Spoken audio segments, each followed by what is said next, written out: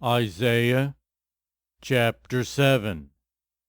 When Ahaz son of Jotham, the son of Uzziah, was king of Judah, King Rezin of Aram and Pekah son of Remaliah, king of Israel, marched up to fight against Jerusalem, but they could not overpower it.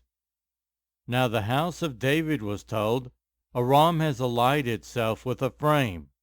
So the hearts of Ahaz and his people were shaken, as the trees of the forest are shaken by the wind.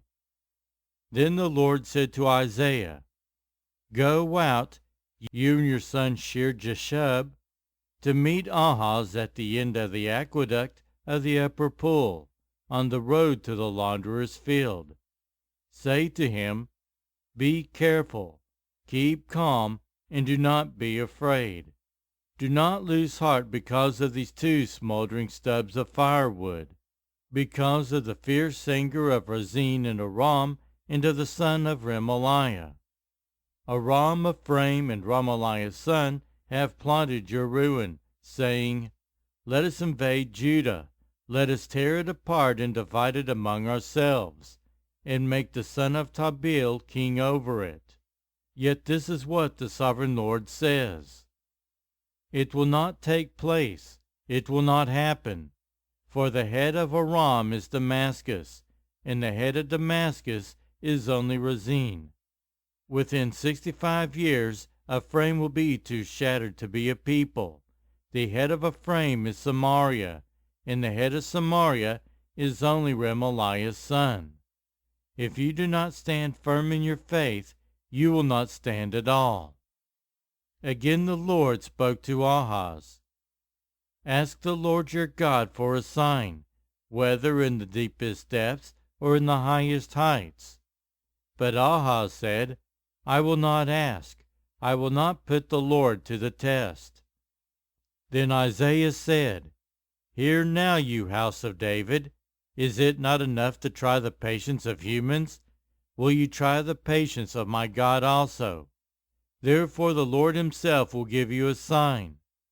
The virgin will conceive and give birth to a son, and will call him Emmanuel. He will be eating curds and honey when he knows enough to reject the wrong and choose the right. For before the boy knows enough to reject the wrong and choose the right, the land of the two kings you dread will be laid waste. The Lord will bring on you and on your people and on the house of your father a time unlike any since Ephraim broke away from Judah. He will bring the king of Assyria. In that day the Lord will whistle for flies from the Nile Delta in Egypt and for bees from the land of Assyria. They will all come and settle in the steep ravines and in the crevices and the rocks, on all the thorn bushes and at all the water holes. In that day the Lord will use a razor hired from beyond the Euphrates River, the king of Assyria, to shave your head in private parts and to cut off your beard also. In that day a person will keep alive a young cow and 2 goats, and because of the abundance of the milk they give, there will be curds to eat. All who remain in the land will eat curds and honey. In that day, in every place where there were 1,000 vines worth 1,000 silver shekels, there will be only briars and thorns. Hunters will go there with bow and arrow, for the land will be covered with briars and thorns. As for all the hills once cultivated by the hoe, you will no longer go there for fear of the briars and thorns.